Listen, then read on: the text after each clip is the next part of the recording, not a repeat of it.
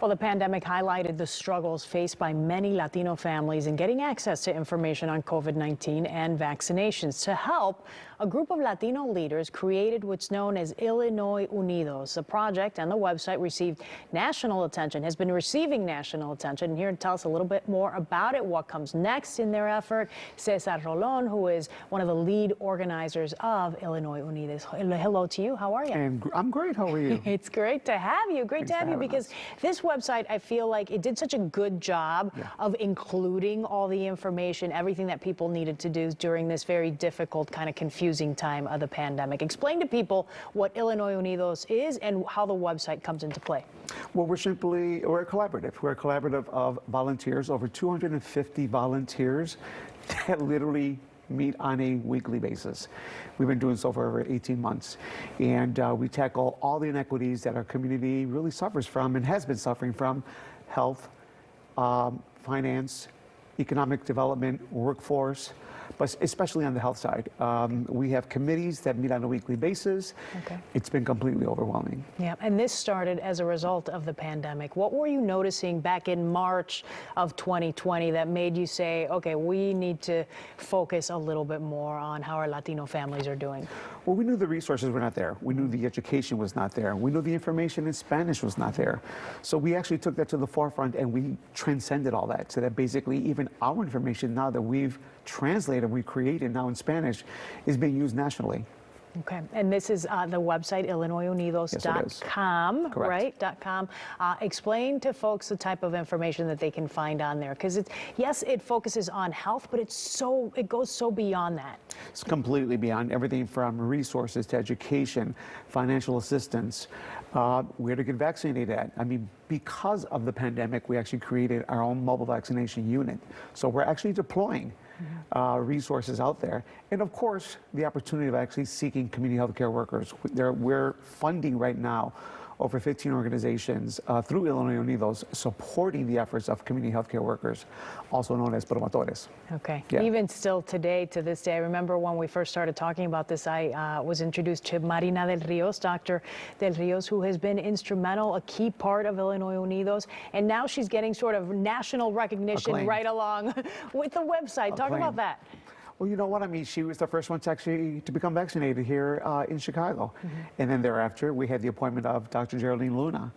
And there are many of those that have come up the ranks through Illinois Unidos that have now been recognized nationally for our efforts. So even the topic of pregnancy, being vaccinated while pregnant, but now we're tackling the issues of having our younger audiences being vaccinated, especially the youths. So we took that to the helm, not only with the mayor, but also with the new president, Pedro Martinez, making sure that we're getting the equities and that our community is being vaccinated. Okay, this becomes part of a much larger conversation on so many issues, right? By far. By far, yeah. You said you've been having conversations. What are the types of things that are coming up during these meetings with folks? So what are some conversations that we need to be having as Latinos moving forward here? We know health is one of them, but what else should we be focusing in on? Well, again, a lot of it is the inequities, the job force opportunities. But what we're doing here, what we're pushing to the forefront is the opportunity of the families being vaccinated together. As we say in Spanish, mi familia es mi vida. That's why we had a campaign created called Soy Importante, making people know that they are important. So we've taken that also to the helm and letting people know that, hey, you are important. Get vaccinated. So again, making sure that the resources are there, making sure the community efforts are there, making sure that the equities within economic development and funding is available for our community as well. Okay, and you specifically want to develop a program or a project called Latinx Talks, and we've all heard of, TED Talks, and we know what it is. It touches on a broad range of topics.